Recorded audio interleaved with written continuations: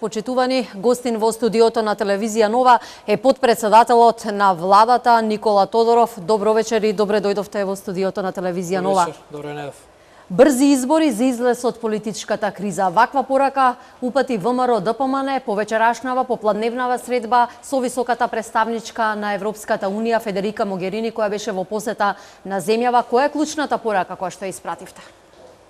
Тоа е клучната порака, затоа што тоа е, би рекол, еден од најдобрите начини да се излезе од оваа криза. А ако сметавме дека изборите во Македонија беа излез од кризата, сега гледаме дека тие избори не донесоа крај на кризата, напротив, оваа криза ја продлабочија. Повеќе причини има за тоа, но една од основните причини е оваа платформа која што се појави и која што е направена во друга држава, со премиер од друга држава и која што е постизборна платформа за која што граѓаните воопшто не беа информирани на овие избори кои што се одржаа и нема можност на овие избори да се изјаснат по таа платформа. Имајќи го ова предвид, имајќи предвид во каква состојба се наоѓа државата, најдобар излез од оваа ситуација би биле брзи избори кои што би се направиле заедно со локалните избори. На тој начин не би имало дополнителни трошоци и не би се губело дополнително време, затоа што избори и вака и така треба да се одржат сега во мај. А второ, ако се одржат такви избори, резултатите сигурно би биле појасни и би имала почиста ситуација. Но дали СДСМ ќе се сложат на брзи избори? Ние сметаме дека доколку навистина и искрено сакаат крај на политичката криза во Македонија, треба да се сложат за тоа од една страна, од друга страна и не е честно да на граѓаните едно им зборуваш и ветуваш на избори, а потоа после изборите нешто друго да правиш. Тоа е, би рекол, една измама на граѓаните или изборна измама, и затоа што граѓаните гласале една програма или еден пристап, а после изборите добиваат нешто друго. Бидејќи имаме една таква нова ситуација, многу поискрено би било и од Социјалдемократскиот сојуз на Македонија да прифатат едни вакви избори, да видиме што мислат граѓаните за оваа ново настаната ситуација.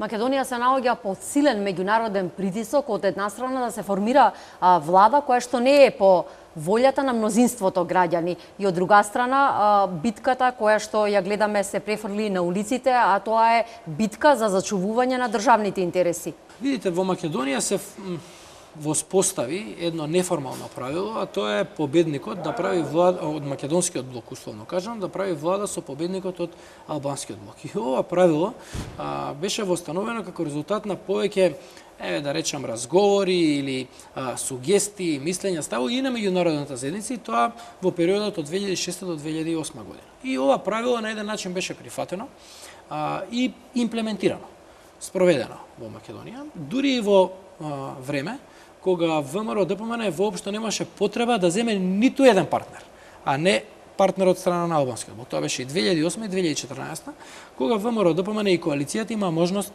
сами да состават влада. И покрај тоа, и во таква ситуација, ние имавме коалиција со победникот, условно кажано, од албанскиот блок. Сега гледаме со ова што се прави, на еден начин неповратно се убива овој неформален концепт кој што го имавме во државата, и на тој начин, од тој момент натаму, тоа правило повеќе не би требало да се применува во државата. Вториот дел од вашето прашање се однесува на оно што се случува да се излезе, да се протестира, оно што го гледам дека станува збор за мирно изразување на незадоволство, за една битка која што на ниту еден начин не се конфронтира со било кој друг или не предизвикал било каква штета, за разлика од она што го имавме претходно, кога се уништуваа, демолираа државни институции, државен имот и така натаму, се криеше тензии, палења, напад на полиција и така натаму. Гледаме ништо од тоа сега нема. Од тој аспект е еден многу демократски чин. Ме изненади искрено да ви кажам една изјава што сега ја слушнав непосредно пред да дојдам, за која што ги нарекоа луѓето што изразуваат незадоволство во овој момент и протестираат, дека се тоа фашистички протести. На тој начин, практично како фашисти ги направија фашисти сите оние кои што излагаат и демократски го изразуваат своето несогласување со нешто, што е врвно демократско право, особено кога тие со ништо и никому не прават зло. Ова е една многу опасна теза, и ова е теза која што ја покажува тоталитарноста или тоталитарниот начин на размислување на оние кои што го истакнуваат. Така да мораат веднаш да се оградат од такви изјави, да се извинат за тешката и груба навреда што е направена на граѓаните кои што изразуваат револт, и доколку тоа не го направат, тогаш ќе ја потврдат оваа теза дека имаат еден тоталитарен и крајно недемократски начин на размислување, а тоа сигурно би го применили доколку би владееле. Прилично зовриена атмосферата во Македонија, тоа може да го забележиме и помеѓу обичните луѓе, помеѓу политичарите од спротивставените ставови. Поларизирано е ова наше општество, затоа ве прашав и дали има крај на оваа состојба, не дај Боже да ескалира, затоа што знаеме дека досегашната практика покажала дека македонците и албанците живееа одлично. Што има ВМРО-ДПМН против албанците? Зошто таква представа во јавност? Ништо. ВМРО-ДПМН нема ништо против албанците и со ништо не презима никаков чекор да ги навреди, да ги понижи или да ги стави во било каква подредена ситуација. Напротив, тие се наши сограѓани, наши комши, наши пријатели, јас имам многу пријатели албанци, и со ништо и со ниту еден чекор не сме направили нешто што треба нив да ги стави во некоја непријатна ситуација. Но она што се случи, а тоа е платформата која што е направена во Тирана или позади која што застана премиер на друга држава, е нешто што сериозно предизвикува конфликт или недоразбирање во општеството. За мене е несватливо зашто имаат потреба албанците од Македонија, со кои што живееме заедно, комуницираме, сме соседи, пријатели, заедно во парламент седиме и така натаму, нели, и во влада сме биле заедно и така натаму, зашто имаат потреба да некој друг од друга држава ги организира како да настапат и да им гради стратегија за нивниот однос кон македонците во Македонија. Тоа е мешање во внатрешноста на земјата. Тоа е класично мешање во внатрешноста, во внатрешната политика на земјата. Недозволиво е тоа да се прави и треба албанците да размислат дали тоа можеби не ги навредува македонците. Тие треба да се стават и во нашите чевли, да видат како тоа го прифаќаат македонците. Ја не знам македонец што би прифатил да разговара под еден таков ултиматум или таква уцена, која што е направена во друга држава, мислам дури со друг премиер и мислам дека и во просторија во која што имаше и карта на голема Албанија, тоа е многу опасна порака. Многу опасна порака и тоа ги конфронтира и дополнително ги поларизира меѓуетничките односи во Македонија и ја доведува Македонија да буквално се ги доведува граѓаните во Македонија буквално се поделат по таа етничка основа до крајна мера. И тоа не е добро за државата. И мислам доколку албанските партии во Македонија искрено ја сакаат оваа држава и сакаат кризата во оваа држава да се заврши, тогаш и они треба да ја отворат таа платформа. Не треба да се разговара за платформи кои што се направени во други држави. Ако албанците во Македонија кои што живеат, кои што се наши соседи, пријатели, соработници и така натаму, имаат некоја мака. За таа мака или проблем или потреба, за таа мака, проблем или потреба треба со нас да разговараат. И ние многу проблеми сме решиле заедно. И сите проекти практично што сме ги правиле, за кои сме ги правиле? За сите граѓани. Ние не сме ги делеле граѓаните на македонци, албанци, турци, роми, кога сме набувале нова опрема во Тетовска болница или Скопски клинички центар или не знам било каде на друго место. Тоа го правиме за сите граѓани. Или субвенции во земјоделие, или патишта, автопат кога се прави, за кого е тој автопат? Македонецот ќе се вози по него или албанецот? Значи, тоа е една многу лошо доведување на работите до еден крајен абсурд, кој што само прави сериозна штета на државата и не става во една позиција на постојана меѓуетничка конфронтација. И тоа е огромен проблем. Но она што ја го гледам како дополнителен проблем, тоа е што во Македонија се појави една силна конфронтација помеѓу македонците. И тоа е нешто што е недозволиво. Тоа е нешто што мора да се надмине. Затоа што брат со брат, сосед, комшија, пријател се караат до тој степен се сензибилизирани од цела политичка ситуација, што практично како да се расцепува македонското ткиво. И тоа не смееме да го дозволиме по ниједна цена.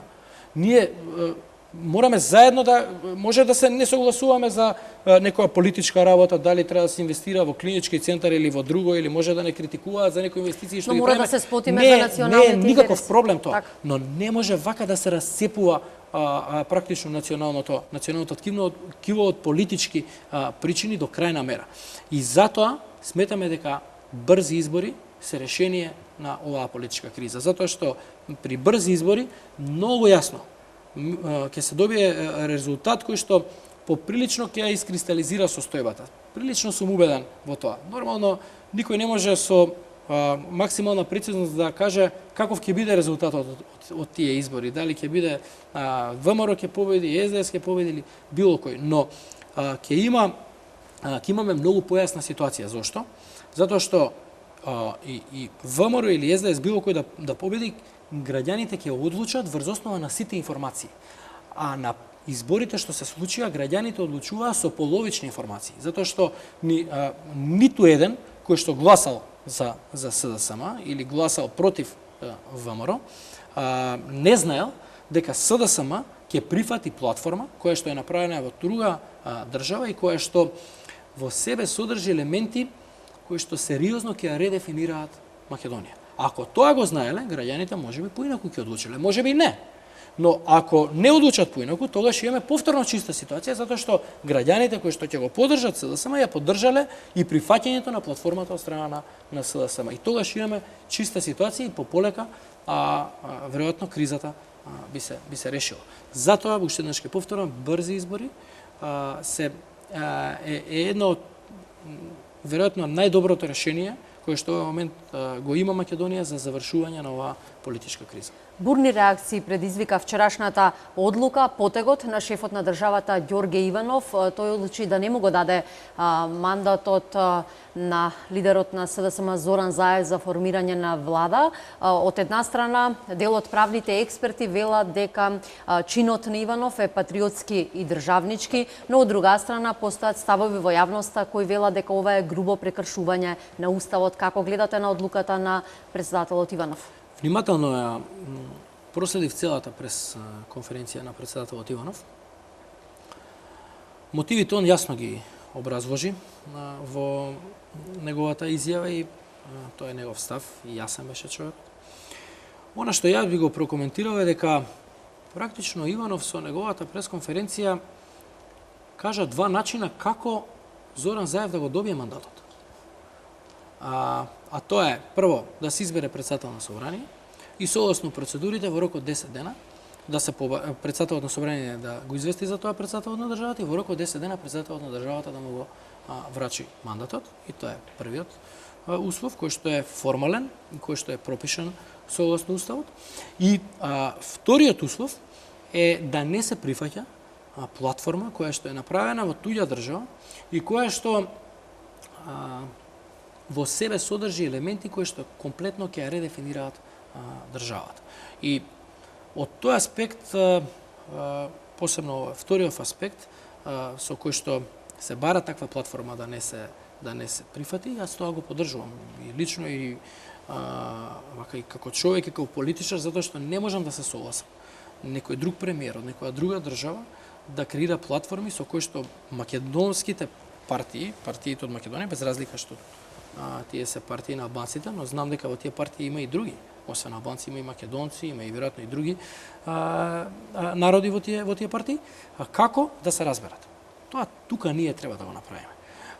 И второ, не сме да се дозволи по ниту една цена да се разнебити државата. Тоа и претседателот, но и сите ние политичари имаме обврска да го спречиме, особено претседателот, он има и обврска и одговорност, затоа што како претседател дал заклетва во собранието, за тоа и он од тоа не сме достапи ни милиметар.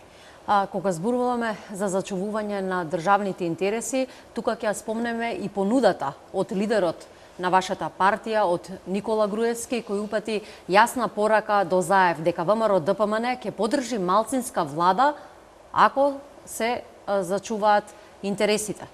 Нема одговор од првиот човек на СДСМ? Молчат затоа што личат како да се уценети. Личат како да не ги носат сами одлуките. Личат како да некој друг ја поседува СДСМ или некој друг во нивно име ги носи одлуките, затоа што не можам да поверувам на една ваква понуда, ти да молчиш или да ја одбиваш со молчење. Затоа што понудата е ваква, доколку албанските партии го донесат на власт СДСМ, и СДСМ е уценет за да ја прифати, да ги прифати сите точки од платформата со кои што би се редефинирала државата, да не го стори тоа, ВМРО да го поддржува по секоја цена, безусловно, само доколку се откаже од платформата. Тоа е вака една понуда што не гледам зашто би се одбило. Ако имаат аргумент дека на тој начин се прави македонска коалиција против албанците, не е точно. Затоа што СДСМ имаат 70.000 или околу 70.000 албански гласови, и во овој момент веројатно и по анкетиве се најпопуларна партија кај албанците, така да и тој аргумент не им држи. Така да гледам едно нелогично однесување на опозицијата или веројатно однесување кое што е детерминирано од некои други фактори или од некој кој што им кажува какви одлуки да влечат и какви одлуки да носат. На чекор бевте до договор со ДУИ за формирање на идниот владин кабинет, но не се договоривте. Може ли да откриеме детали? Дали СЈО беше пречка за постигнување на договор со Али Ахмети? Не, ни најмалце. Го слушам тоа последниве денови од повеќе луѓе дека основната причина поради која што не сме се договориле за формирање на заедничка влада, односно продолжување на оваа влада помеѓу ВМРО, ДПМН и ДУИ или коалицијата и ДУИ, е тоа што не сме се договориле сега. Тоа не е точно. Со ДУИ преговаравме за повеќе работи. За еден добар дел од работите се усогласивме, за еден дел остана можеби не доусогласени, но првата работа за која што се согласивме беше СЈО. Значи, за СЈО беше првата работа за која што имавме изграден заеднички став. Ставот беше следен, а тоа е дека сме се согласиле дека не се согласуваме. И дека тоа нема да биде пречка за составување на коалицијата, односно дека ДУИ ќе си предложи закон во собранието со кој што ќе се бара продолжување на СЈО, а ВМРО ќе гласа против тој закон. И толку со тоа ова прашање го затворив. Гледам и второ прашање во отвораат, а тоа е прашањето за реформите. Дека ние сме биле против реформите и тоа е комплетна невистина. Напротив, ние сме за реформите и уште сме за реформите. Сме спремни ние тие реформи да ги направиме и во разговорите што ги имавме, дури и од нивна страна беше понудено ние да ги водиме тие реформи.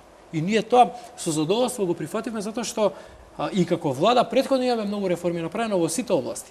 И веројатно ако земете да направите една анализа која влада има најмногу реформи направено во најголем број области, ќе видите дека тоа е оваа влада, предводена од ВМРО ДПМН. И од тој аспект ние ниту бегаме од реформите, ниту па планиравме на било каков начин да не ги спроведеме. Напротив, ние сакавме да ја водиме играта со спроведувањето комплетно на сите реформи кои што беа предвидени со ургентните приоритети кои што се поставени, за кои што има матрица и кои што е веќе во владина процедура и гледаме и сега и во овој период да исполнуваме дел од таа матрица. Така да ова се две работи кои што прилично доста беа коментирани во јавноста, но ова е вистината. Ова се веројатно првите работи за кои што комплетно се усогласиме. Какви се сега контактите со ДУИ? Па сега контактите со ДУИ се веројатно повеќе неформални или пријателски. Се видовме денеска на оваа средба што беше организирана со Могерини. Тоа е. На почетокот, но и во текот на овој разговор неколку пати потенциравте дека ВМРО, ДПМН излезот од оваа повеќе годишна криза, излезот од актуелната тензична атмосфера во земјава, го гледа во спроведување на брзи избори. Кои се можните сценарија? Расте масовноста по улиците, Заев веројатно расте и револтот во нивната партија бидејќи не го доби мандатот. Од друга страна притисок имаме од повеќе страни. Кои ќе бидат следните чекори и каде гледаме светло на крајот од тунелот? Прво, Заев ја манипулира целата јавност дека победиле на избори. Тоа е најсмешната теза што сум ја чул од било кој, прават некои весели математики, ги собираат гласовите на сите партии кои што гласале против ВМРО-ДПМН и викаат, или сите партии кои што се поставени како партии кои што се против оваа власт и викаат, еве, народот одлучи дека ВМРО-ДПМН треба да се оди. Тоа е најсмешна вака теза што сум ја слушнал. Која партија има најмногу пратеници освоена во собранието? Тоа е одговорот, тоа е ВМРО-ДПМН. Која е втора партија по број на пратеници? Тоа е СДСМ. Толку. Тука завршува приказната и таа манипулација која што ја гради е практично веројатно некој негов порив по секоја цена да седне во премиерската столица и тоа ние го видовме. И затоа е оваа понуда која што му е дадена. Пошто гледаме дека има некој невиден порив да седне и да стане премиер по секоја цена. По цена да се откаже од сите национални интереси, да се откаже и комплетно да редефинира Македонија, да отиде во еден правец од кој што после или воопшто нема враќање или многу тешко ќе може да се врати државата и сето тоа е спремен да го плати како цена само да седне на тоа столче. Не знам што го води овој човек тоа да го прави, но затоа му ја дадовме оваа понуда од која што гледаме дека бега, ќути или не се произнесува без никакви аргументи. Така, ќе видиме што ќе се случува во текот на наредните денови. Секако тоа што е најактуелно, што деновиве можеше да го забележи и камерата на телевизија Нова, е големиот револт од обичните граѓани, од уметниците, од режисерите, од докторите, кои што сепак бараат зачувување на државните интереси. Рековме дека постои една разјаденост во ова наше општество, како да останат смирени луѓето кои што се на улица и како да се сплотат едни меѓу други. Не сме да се редефинира државата. Гледам Заев збори граѓанска држава, ќе сме имали така, ние сега имаме граѓанска држава со мултиетнички карактер. Тоа што он сака да го направи, што го прави со ова сега, е граѓанска држава со бинационален карактер. И тоа е многу опасен правец во кој што ја движи државата. Оваа држава не е бинационална. Оваа држава не припаѓа само на македонците и на албанците. Оваа држава живеат и турци, и срби, и роми, и бошњаци, и сите кои што живеат во државата имаат право да живеат во оваа држава, имаат право да ги уживаат сите права кои што им следат на сите граѓани, оние права што им се дадени со законите, и никој нема право под никакви услови тие права да ги ограничува или тоа право да им го спори. Никој нема право користејќи го своето право да гази или да злоупотребува или да оневозможува користење на правото на друг. И тоа е многу лош правец во кој што оние туркаат државата. Значи, ако треба да резимираме, ние сме за мултиетничка Македонија, за заедничка мултиетничка Македонија, а СДСМ ја води Македонија како бинационална, ја води во правец на Македонија да биде бинационална држава. И тоа е многу опасен правец. Тука има уште една многу сериозно опасна теза, а тоа е тезата за која што е составен дел од платформата за геноцид. Таа беше актуелна деновиве, имавме и коментар од дел од историчарите. Тоа е екстремно опасна ситуација која што и затоа гледам многу сериозни реакции и од историчари, и од експерти, но и од граѓаните. Видите се, ако имало геноцид во Македонија, од не знам која година таму, 1900 и некоја до 1956, тоа значи кој го направил тој геноцид? Тие што биле тука. Биле срби, не знам, биле бугари, биле и потоа е формирана во рамки на Југославија македонската држава. Ова значи дека и србите и бугарите направиле геноцид во Македонија и дека и Србија и Бугарија се геноцидни нации. Ова е многу опасна работа. На тој и се од една страна викаме евроинтеграциите на Македонија и добрососедски односи, од друга страна ги обвинуваш двата први соседи дека се геноцидни држави и дека направиле геноцид во твојата држава. И истовремено викаш не само они што направиле геноцид, него и Македонија направила геноцид над албанците. И дали позадината е само ова или па во позадина е обидот да се прикаже дека албанците биле повеќе тука, па поради геноцидот што е направен се истребени, убиени и на тој начин е намален нивниот број, не знам, но ако и тоа, тогаш е уште поопасна тезата, затоа што е комплетно далеко од реалноста. Каде ова сме го прочитале? Ние во кој учебник ова го учеле дека постоел геноцид тука и кој тој геноцид го докажал и дали ние како политичари треба да кажеме тука се случил геноцид. Сега гледам дека во СДСМ разговараат за тоа, дури гледав и некои изјави од Чекеринска, кои навистина вака ме изместуваат, буквално, затоа што ако направен геноцид во Македонија, тој геноцид не го направил. Ако го направиле срби, бугари, македонци, тогаш имаме огромен проблем.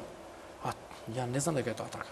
Така да ова се многу сериозно опасни аспекти кои што се ставени во таа платформа и кои што, како што гледате, немаат за цел добро да направат. Него имаат за цел уште повеќе да ги продолбочат јазовите кои што постојат меѓу етничките заедници во Македонија. И тоа не смее да се дозволи и од тој аспект, како што кажав и претходно во нашава емисија, ако албанците навистина добро и мислат на оваа држава, тогаш и они треба да се откажат од таа платформа, а за сите работи кои што ги имаат како барања за нивни права и така натаму, треба да разговараме тука во Македонија, но никако тоа да не биде во правец на редефинирање на Македонија или правење на Македонија од една мултинационална држава во бинационална држава. Тоа е комплетно рушење на државата. Да сумираме за крај уште неколку пораки и поенти од овој наш вечерашен разговор. Кој ќе сноси одговорноста за моменталната актуелна ситуација? Немаме влада, луѓето се на улица, се мешаат соседни земји. Влада има. Таа влада е техничка влада или како сакате крстете, но согласно уставот влада има се до избор на нова влада. И институциите имаме обврска ние како политичари да се грижиме институциите нормално да функционираат без разлика на се. Без разлика дали има сериозна политичка криза, политички неразбирање и така натаму, ние сме должни, јас како министер за здравство или вице-премиер и премиерот и останатите мои колеги, без разлика до крај да работиме институциите да функционираат нормално во рамки на законите и ограничувањата кои што сега постојат. Но, како што кажав, најдобар излез од целата работа се брзи избори, за да прво оваа поларизација која што има и помеѓу македонците и албанците се надмине, но и оваа поделеност во условно кажано помеѓу македонците исто така. Може ли да калкулираме со тајминг кога би се одржале најбрзо предвремените парламентарни нови избори или во пакет со локалните? Тоа не зависи од нас. Најдобро би било да бидат во пакет со локалните, затоа што не еден трошок тоа би се направило, не би имало дополнителен трошок за државата. Локални избори и вака и така треба да има во мај. Така да тоа е едно опортуно, најдобро решение кое што не предизвикува дополнителни трошоци, е брзо и нема да остави Македонија подолго време во криза. Напротив, оваа ситуација може да трае многу подолго и наместо за 2 месеци да се заврши целата работа, оваа ситуација да трае повеќе од 2 месеци и државата наместо за 2 месеци да излезе од криза да излезе за 6, 7, 10 месеци или повеќе. И затоа сметаме дека подобро е да има брзи избори на кои што многу работи би биле појасни. Господине Тодоров, благодарам што бевте гостин во студиото на телевизија Нова и што имавме можност вечерва да ги сумираме пораките од посетата на високата представничка Федерика Могерини, но и да ги кажете последните ставови на ВМРО ДПМН. Благодарам на поканата. Почитувани, можевте да го видите разговорот со вице-премиерот Никола Тодоров. Гледајте телевизија Нова.